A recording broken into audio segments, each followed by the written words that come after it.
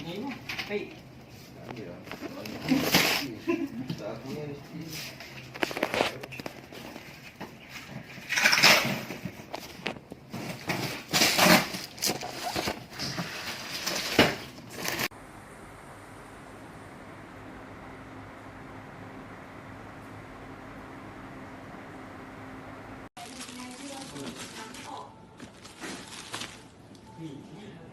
Kerajaan tegasnya siasatan yang dijalankan itu tidak